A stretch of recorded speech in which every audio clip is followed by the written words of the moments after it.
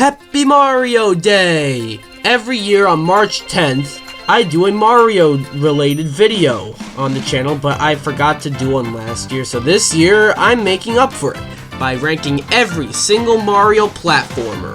The 2D games, the 3D games, the 2D 3D hybrid games, there are some of them, the remakes, the ones that differ enough from their original counterparts, of course. For example, Super Mario All-Stars will be on the list because it's a very significant and drastic remake of the original Mario games, but I won't be including 3D All-Stars because it's a bare minimum remaster of 3 of the 3D Mario platformers. Likewise, when it comes to the advanced games, I'll only be including Super Mario Advance 4 because 1 and 2 are more of the same as their originals, and 3 is a remake of Yoshi's Island, and even then it is still very similar to its original. And that leads me into the next rule. No Yoshi, Wario, Luigi, Toad, Peach, or Donkey Kong games on here. These are strictly Mario games. You can have an option to play as another character, but it has to be a Mario game. And without further ado, let's get into this. But before we get started, you know what to do. Be sure to like the video, subscribe, and hit the bell, leave a comment, or I will shrink you and then step on you.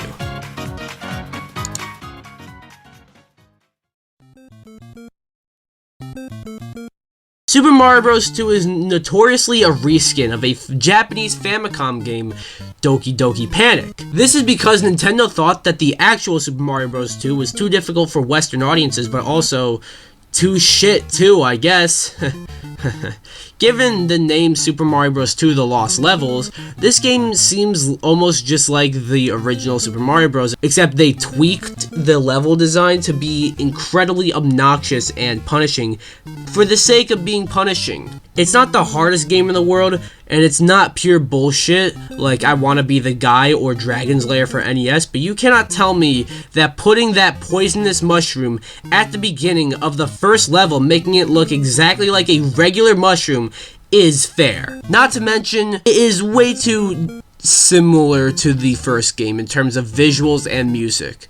There seriously isn't any new music, and if there is, they're not that memorable, and it looks the exact same as the original Super Mario Bros. Lost Levels is actually the only game on this list I actually kind of want to call bad, because while it's not a game where you are fighting the controls like some games are, it's a game where you are fighting the level design, and not in a good way.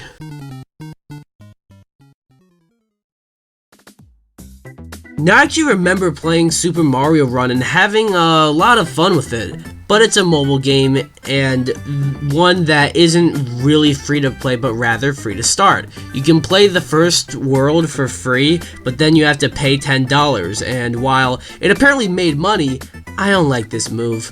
And while it is cool that many fan-favorite Mario characters got to be playable in this game for the first time, I wish it was not in a mobile game. Not to mention, the levels kind of feel a little samey, which, you know, is fine since this is a mobile game, but when you compare it to everything else on this list, it causes Super Mario Run to place this low, and since it is a mobile game, I'm probably more likely to even play the Lost Levels again before this.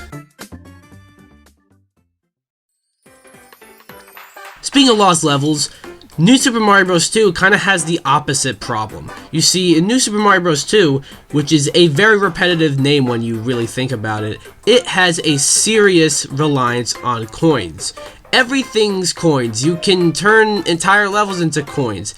The thing is, 100 coins still equals a 1-up, which means that unless you are really bad at this game, you should not get a game over even once. So therefore, New Super Mario Bros. 2 is a very easy game thanks to its main gimmick.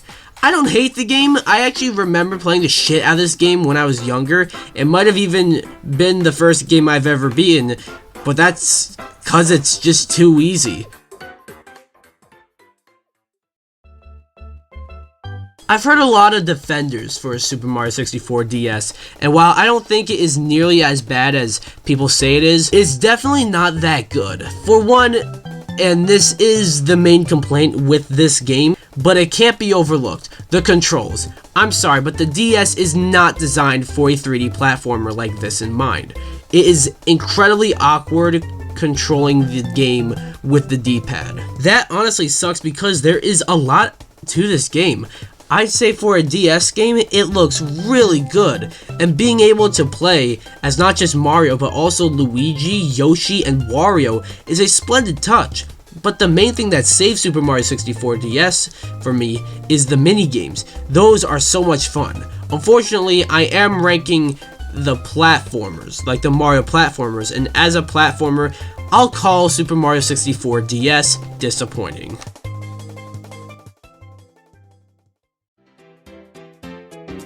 New Super Mario Bros. U, I feel, is the game where people started to really realize that the new Super Mario Bros. Series, ironically, started to feel old. It might have to do with the fact that this game came out just a few months after New Soup 2, but really, what is there to say about New Soup U? I mean, you play as Mario, Luigi, Blue Toad, and Yellow Toad. Again, you fight the Koopalings. Again, you go through the same levels. Again, the only difference here is a fifth player can play with the gamepad and create blocks to help everyone else get through level, but really, you just do that to fuck with everyone. Believe me when I say, there really isn't much to this one. And even in New Super Mario Bros. U Deluxe, which I'm not including as a separate game on this list, yeah, that added some new things, but not a whole lot.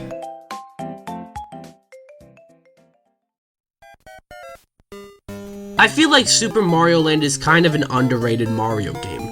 I know it's rather low on this list, but it's still pretty sick. Super Mario Land hasn't quite held up very well. And some of the music and sound effects might be a little annoying, but this game introduced new power-ups, some new enemies, was the debut of Daisy, and the one and only real appearance from Tatanga, who I kind of want to see him come back more than Wart, to be honest. I don't really have much to say about this game, to be honest, which I guess that's why it's not higher, but it's a solid little game for the Game Boy.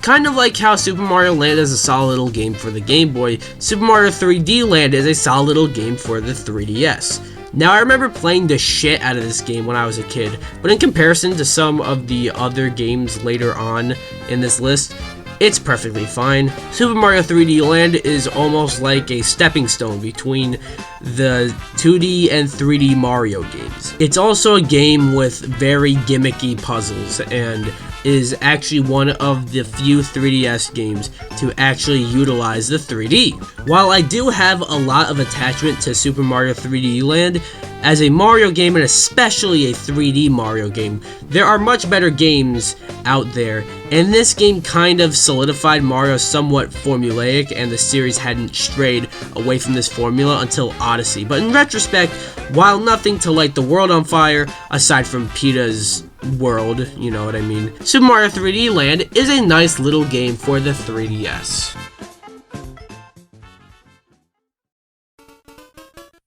I didn't mean to put one game in between both Mario Land Game Boy games. Technically, it's 3 back-to-back Mario Land games if you count Super Mario 3D Land because it's got land in the title. Yeah, but now we got Super Mario Land 2, 6 golden coins. I feel like Mario Land 1 was trying to make the original Super Mario Bros. Game into a Game Boy game, but Super Mario Land 2 is more like Super Mario Bros. 3 or World. The animations and music are a lot better for the Game Boy, and the worlds seem quite different for the Mario games. Not to mention, this game gave us the debut of Wario, which is really cool. Very interesting, actually, seeing how I feel the two Mario Land games are constantly overlooked, but one had the debut of Daisy, and the other had the debut of Wario, both of which end up becoming mainstays in the Mario franchise. While Super Mario Land 2 is nothing too crazy, and I wouldn't recommend it over many of the games we'll get into later, it is a very solid game.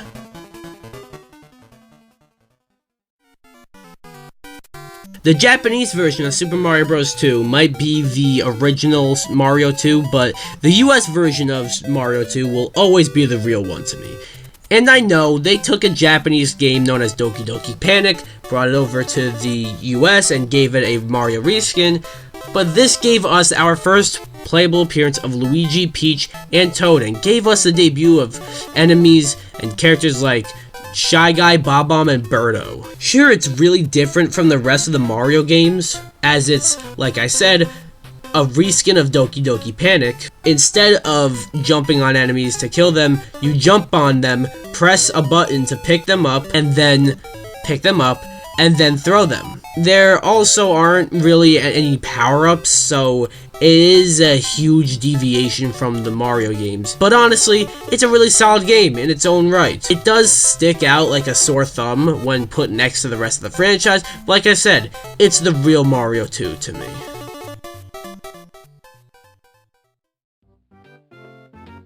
Now you might remember the beginning of the video I said I was only going to include out of the advanced games Super Mario Advance 4 because it is different enough. And that one is next up in Super Mario Advance 4, Super Mario Bros. 3. That's kind of a mouthful, but at least it's not as bad as Super Mario Advance 3, Super Mario World 2, Yoshi's Island. Yeah, this game I think made the bizarre naming convention worth it. Super Mario Advance 4 is kind of like the Super Mario Bros. 3 remake from All-Stars, but as its own original game. So shouldn't that just be considered a re-release and thus not eligible for this list? Well, Super Mario Advance 4 includes many new levels, only accessible through the e-reader, so yeah. Regardless, however, it is a solid remake of Super Mario Bros. 3, but it's definitely not my preferred way to play it. Super Paper Mario is a weird one. Weird in regards to both Paper Mario and Mario Platformers, as it's a remix of a platformer and an RPG. This game actually got a lot of hate because it's simply not a traditional Paper Mario game, but I'd say that on its own, it's a pretty solid RPG platformer mix. The best part of Super Paper Mario, however, is the story, as they go crazy with it. Peach and Bowser get married, Mario goes through space, Mario goes to hell and back, literally, and also, this game gave us two very cool Mario villains, who we never really saw again in Demento and especially Count Bleck. Count Bleck is one doozy of a villain, and he might actually put Bowser to shame. Some of you might not agree with my decision to put Super Paper Mario on this list, but I think it fits and is a pretty solid game.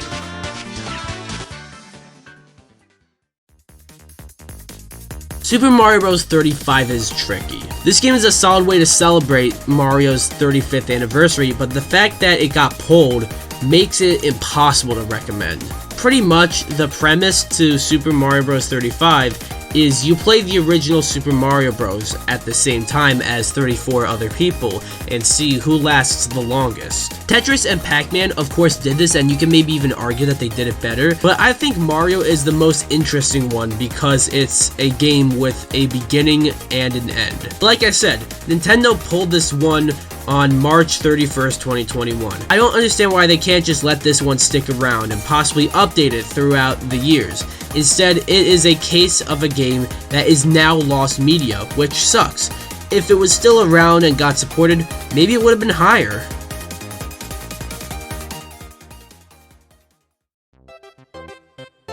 I have a lot of fond memories of New Super Mario Bros. Wii. New Super Mario Bros. On the DS was the first 2D Mario game since Super Mario Land 2. But that means that New Super Wii was the first 2D Mario game on a console since Super Mario World.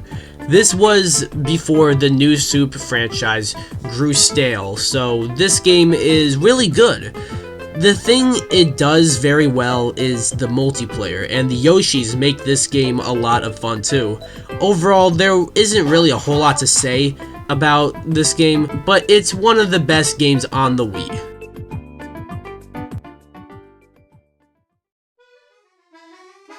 Super Mario Sunshine is a divisive game. Time has been kinder to it, but I have a weirder history with this game. For the longest time, I didn't play this game. I played all the other ones, but not Sunshine. And for a while, I knew it as the divisive one, but I think it is pretty solid. It is rough around many of its edges, and it tried new things. Some of those, such as voice acting, didn't really work well, but the flood mechanics and the setting, I think is really cool. This is the Mario game to introduce Bowser Jr., who is a very solid addition to the Mario franchise as well. But one thing you do throughout the game is use the Flood to clean Delfino Plaza, which I never thought would be as fun as it is, but it is fun. Super Mario Sunshine has a very good and expansive hub world. Sure, the voice acting is a little choppy, the story kinda sucks, and those blue coins can eat shit, but Super Mario Sunshine is overall a solid game.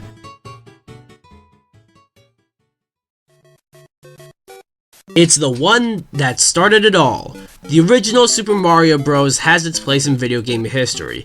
It defined the NES, which brought gaming back from the dead. What can I say about Super Mario Bros. That hasn't already been said? It's Super Mario Bros. It has perhaps the most iconic characters, locations, music, sprites, whatever. Might as well tell you why it's not in the top 10. Super Mario Bros. Is not in the top 10 because it hasn't aged the best, but then again, I can make an exception for this game. The real reason this game isn't higher, I am definitely more likely to play the next 11 games on this list over the original Super Mario Bros. It's kind of like how Mario is like the lamest or least exciting character to play as in Mario Kart or any other Mario spin-off. I feel like the original Super Mario Bros. Is the least exciting Mario game you can play, at least when you have some of these other games. However, it is this high for its cultural importance. Super Mario 3D World was kind of controversial. Not that it was bad and it wasn't as controversial as, other games out there, but the Wii U needed a big new 3D Mario platform game, similar to 64 Sunshine, Galaxy, and later on Odyssey. However, time has just been very kind to this game. I seriously have fond memories of me playing Super Mario 3D World with my friends, and while Smash might have been the game that made me need a Wii U, Super Mario 3D World was the first game to make me really want one, if that makes sense. Plus, it was the first Mario game since Super Mario Bros. 2 to have not just Mario, Luigi, and Toad, but also Peach as a playable character, and even added an unlockable character with Rosalina, which means that Rosalina has been playable in more Mario games than Waluigi, unfortunately. Super Mario 3D World gets its flowers today, and deservedly so, but I'd really say it's because of another game that's kind of another game, kind of not. You'll see what I mean. In fact,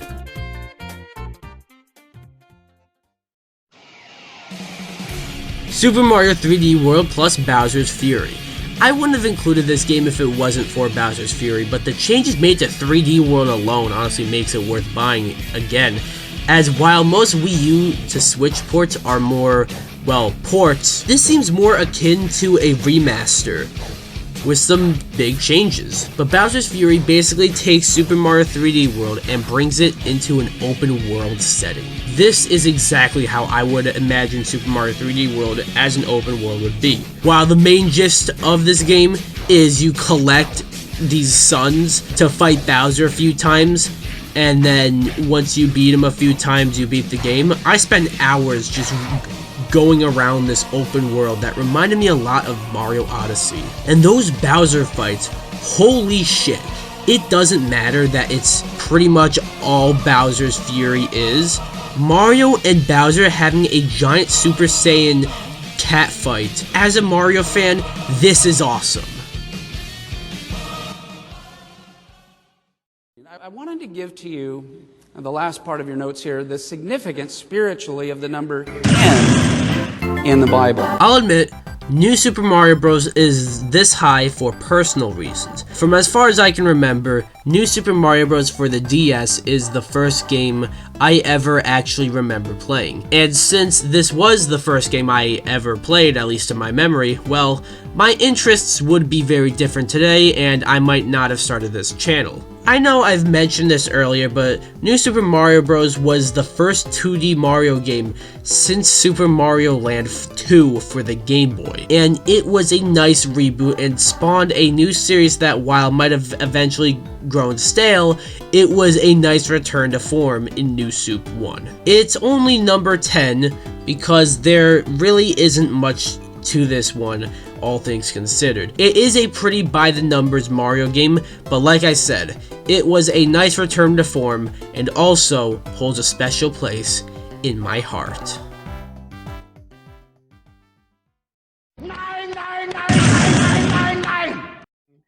So I'm going to be giving this flavor 8.5 out of 10 scoops. I really have trouble deciding which game is better, Super Mario Maker or Super Mario Maker 2. I guess I'll have to start off with Super Mario Maker 1, and I have some serious fond memories playing this game. Every new event course, every new update, every new amiibo, I would turn on this game and try it out. It was honestly unlike anything I'd ever seen before, and the possibilities were truly endless. But then Super Mario Maker 2 came out, and took all the features of the first game and just went crazy with it. Added way more tools, including slopes. A story mode is also included, and that is really cool too. But also adding a new game option to the Maker mode, which I feel like they kind of had to do in a sequel. But I thought it was interesting that they chose Super Mario 3D World, considering that's a 3D game, but they basically built a brand new game just for you to use it to make your own levels, which is awesome. Now here's the thing, Super Mario Maker 1 had the amiibo functionality, which has to be my favorite amiibo functionality in any game other than Smash, and it got a lot of support afterwards. Super Mario Maker 2 took months to get any sort of updates and had no amiibo functionality, but the features on display and the improved course world evens out the fight between the two. Plus, the updates that Super Mario Maker 2 did have were fucking sick. I don't usually like doing this, but which one do you like more? Super Mario Maker 1 or Super Mario Maker 2? And whichever one is better to you is the higher one on this list. 36. Very close, but that's not it. Let's go to Gary the Retard. What number between 2 and 4? 7. Super Mario All-Stars is perhaps one of the earliest examples of a remake. This is a remake collection of Super Mario Bros. 1, 2, Lost Levels, and 3, and in the case of Lost Levels, this was the first time it got released in the States, and it is now more visually distinct from the original Super Mario Bros., and the other 3 are given a fantastic looking facelift. While the NES versions of Super Mario Bros. 2 and especially 3 have aged decently well, this version of Super Mario Bros. 1 is the correct way to go. And even then, 2 and 3 are pretty damn cool here too. Needless to say, this is a phenomenal way to play 3 of the most iconic and greatest platformers of all time and the Lost Levels, and it's no wonder why Super Mario All-Stars often comes up in conversations of the best SNES games, and in the case of this video, the best Mario games. Okay, Mrs. Puff, what's my final score? 6. Super Mario 64 is one of the most influential games of all time. I know I said that for Super Mario Bros., but think about what that game did for gaming in general, but specifically 2D platformers. Super Mario 64 did exactly that, but for 3D platformers. This is, in many ways, the original Super Mario Bros., but reworked into a 3D platformer, and you can easily make the case that gaming in the third dimension would not have worked at least like it has today if it weren't for this game. Not to mention, Super Mario 64 probably has one of the most iconic soundtracks in video game history. Everyone remembers fighting King Bob-omb and how he commonly pops up on lists of the most underrated Mario characters. Or how about those Bowser fights, where Mario says, "So long, gay Bowser," and then they had to replace it to just bye-bye in later re-releases because, well, I mean, times have changed. It doesn't quite make the top 5 because, Well, honestly, the competition is very steep this far into the list, but if I had to pick issues, Mario doesn't shut up in this game, and the game hasn't really aged the best. But don't let that deter you, as Super Mario 64 is a game everybody should play at least once. Oh, chills. Literal chills. It was number 5. Number 5 killed my brother. Oh my god, I forgot about that. Super Mario World. What about this game hasn't already been said? Super Mario World has a lot. The music and visuals are absolutely stunning. Not to mention, the multiple paths are also amazing, as they create secret exits, which creates more exploration. In addition to that, this game first introduced Yoshi. Not only has Yoshi become an iconic Mario character, and video game character in general, but a really cool mechanic when it comes to Mario as well. Also, Super Mario World has the cape, which, while it hasn't really become a mainstay in the Mario games, it is a very cool power-up. I know I mentioned this very briefly too, but the music really just has become some extremely iconic music in video games. Super Mario World was one of the launch titles for the SNES, but not only is it the best SNES game, but it has held up super well and is one of the greatest games of all time, and it's only number 5.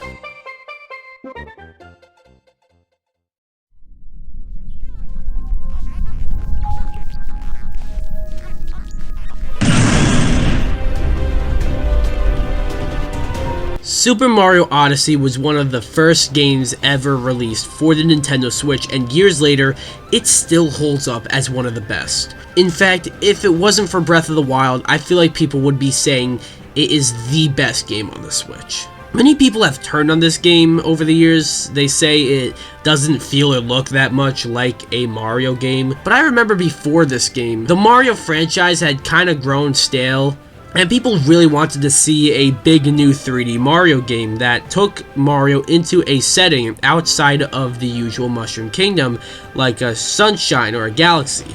In Odyssey, it seems like the whole point is that Mario is outside of his usual environment. New Donk City, Steam Gardens, hell, they threw in Mushroom Kingdom after all, just for good measure. Not to mention the movement and visuals are schnice. And you have an exceptional 3D platformer and open world game in general in Super Mario Odyssey.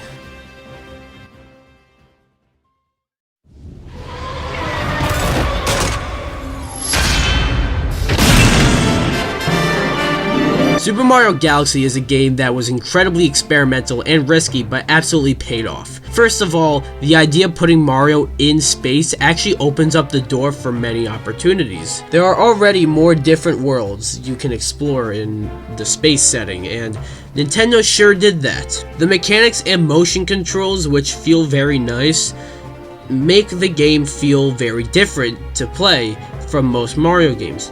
It was also one of the first Wii games to be in HD as well, and holds up very well today. Super Mario Galaxy is seriously a game that we do not deserve.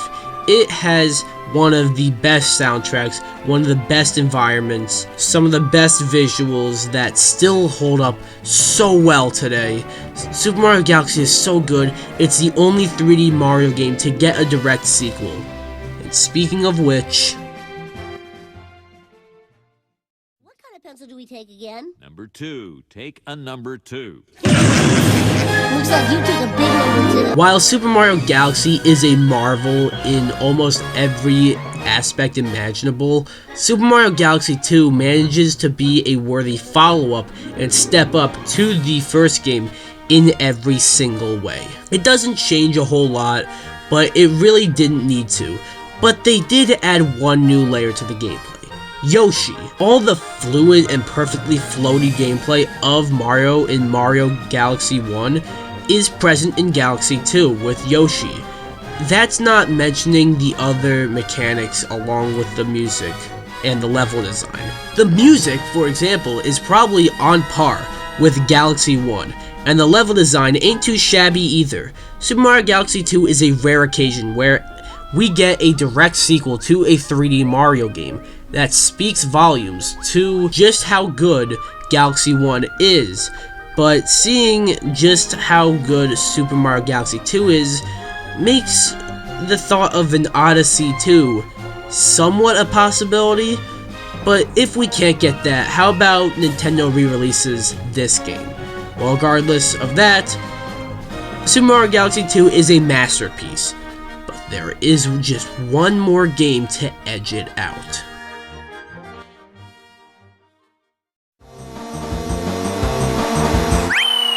I'm a Luigi, #1. Maybe Super Mario World had more in it. Maybe games like Galaxy 1, Galaxy 2, and Odyssey are more masterful and technically Marvel. And maybe games like the original Super Mario Bros. Or Super Mario 64 are just more revolutionary to video games in general. But I feel wrong putting any game other than Super Mario Bros. 3 at number 1. The simple reason I have Super Mario Bros. 3 at number 1, other than the fact that I just have so much fond memories playing this game, it's because, for me at least, it's because at the time, Super Mario Bros. 3 is the Mario game to have everything. The worlds seem different, the level design is iconic, the aesthetic makes the game age very well. Maybe not as well as Super Mario World, but that's a high bar. The music is some of the most iconic in video game history. Some of the enemies, like the Angry Sun, often appear in lists of forgotten Mario characters. This game has an endless amount of power-ups. It first introduced the Super Leaf and Tanuki, along with some underutilized power-ups like the boot and the frog suit. You fight all the Koopalings in this game. In fact, this is where they all first were introduced. This game even has a common theory that it was all a play and turned out to be proven true by Miyamoto himself. I mean it when I say Super Mario Bros. 3 is the Mario game with everything. And that's why it comes in at number 1. Whew, boy, that was a lot, and I have a lot to edit now. Thank you so much for watching if you watched to the end. I've had a lot going on. I do have a new episode of Solo Missions, and maybe in that you might hear a little explanation as to what's been going on with me. A little bit, maybe, but keep your eye out for that. But yeah, what are your favorite Mario games? If you are up to it, rank every single Mario platformer from the worst to the best. You can include the other advanced games. You can include 3D All-Stars if you want. You can include Super Mario Deluxe. You know, Super Mario Bros. Deluxe. I almost included that game, but that's too similar, I feel. You can even include, if you want, you know, Yoshi's Island or whatever. Or you can just give me your top 3 or your top 1. I don't care. But yeah, be sure to like this video. Come subscribe. Happy Mario Day, but if you don't subscribe, I will shrink you and squash you. Bye!